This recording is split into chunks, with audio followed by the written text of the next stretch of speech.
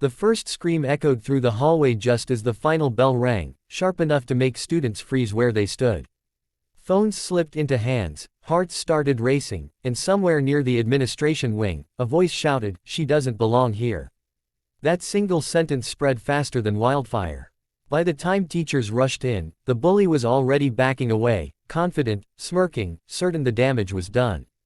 But what no one in that school realized yet was this: the new black woman director they had just seen attacked was about to make a move so powerful it would silence the entire school, and change every life inside it forever.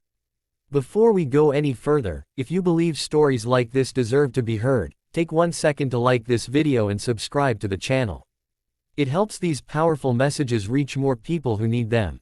Now, let me take you back to how it all began. When Dr. Amara Johnson first walked through the school gates, the air felt different.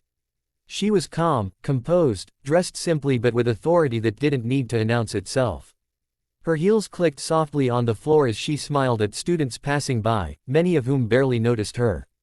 To them, she was just another administrator. To the staff, she was the new director, hired after years of declining results, scandals, and a culture of fear that had quietly taken root. And to a few people, especially one student named Trevor, she was a problem. Trevor had ruled the school for years. Not officially, of course, but everyone knew it. He was loud, popular, and cruel in the way only someone who'd never been told no could be. Teachers avoided conflict with him. Students feared becoming his next target. He thrived on control, on laughter at someone else's expense, on knowing he could cross lines without consequences. When he heard the school had a new director, he didn't care, until he saw her. "Who's that?" he whispered to his friends, eyes narrowing as Dr.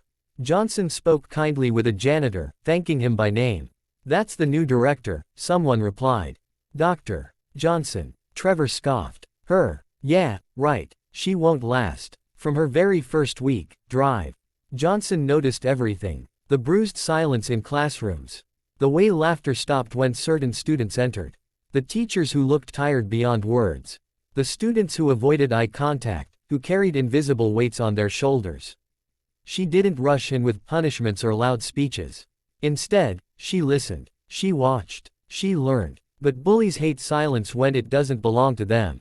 The attack happened on a Friday. Trevor had been sent to the office for mocking a new student during assembly. As he stormed down the hall, he saw Dr. Johnson stepping out of her office, carrying a stack of folders. Something snapped inside him: anger, fear, pride, all tangled together.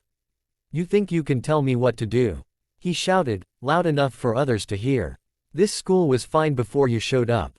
Students stopped. Teachers froze. Dr. Johnson turned slowly, meeting his eyes. Calm, steady. "Trevor," she said gently, "let's talk inside." That should have been the end of it. But Trevor wanted a show.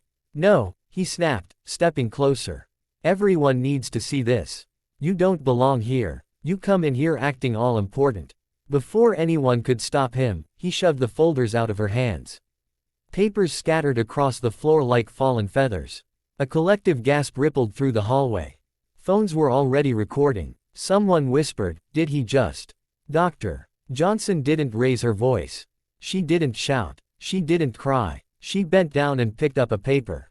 Then another. And another. That moment, her kneeling on the floor while the bully stood over her, burned into everyone's memory. Trevor smirked, thinking he'd won. But what he didn't know was that Dr. Amara Johnson had faced far worse than a teenage bully. That evening, the video spread online.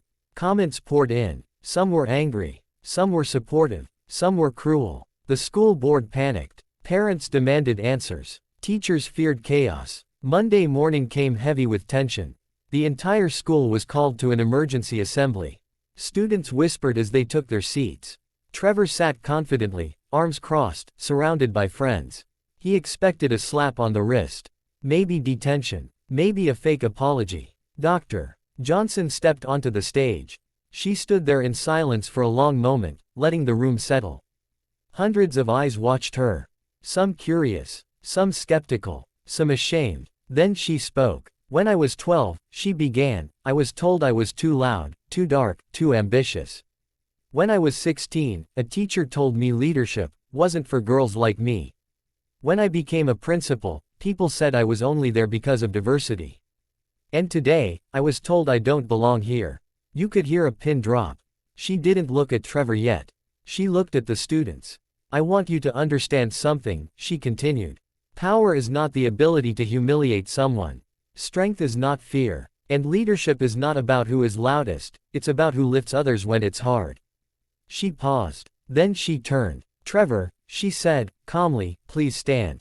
His confidence wavered for the first time. She didn't yell. She didn't accuse. Instead, she did something no one expected. She played another video. It wasn't the hallway clip.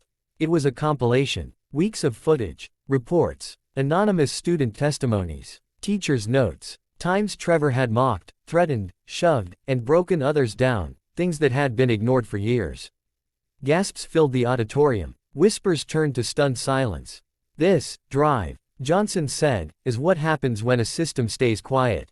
Trevor's face burned red. His friends looked away. But this is not just about punishment, she added. It's about change. She announced a full restructuring of the school's discipline system. Mandatory accountability programs. Anti-bullying initiatives led by students. Counseling, not just for victims, but for aggressors. Teachers would be supported, not silenced. Students would be protected, not ignored. Then came her final move. Trevor, she said softly, you will face consequences. But you will also be given a choice. Learn, grow, and repair the harm you caused, or leave this school. For the first time in his life, Trevor had no crowd cheering him on. He sat down in silence. The school changed after that day. Slowly. Then all at once. Students spoke up. Teachers found their voices. Hallways felt lighter, safer. Trevor, stripped of his power, struggled, but he also began to change. Apologies followed. Real ones. Not all wounds healed, but many did. And Dr. Amara Johnson, she became more than a director. She became proof. Proof that dignity is louder than hate. That calm can overpower cruelty. That the right move, made at the right moment, can silence an entire school, and awaken it at the same time. So if this story moved you, inspired you, or reminded you that strength doesn't always shout, make sure you like this video and subscribe to the channel. Stories like this matter. And together, we make sure they're heard.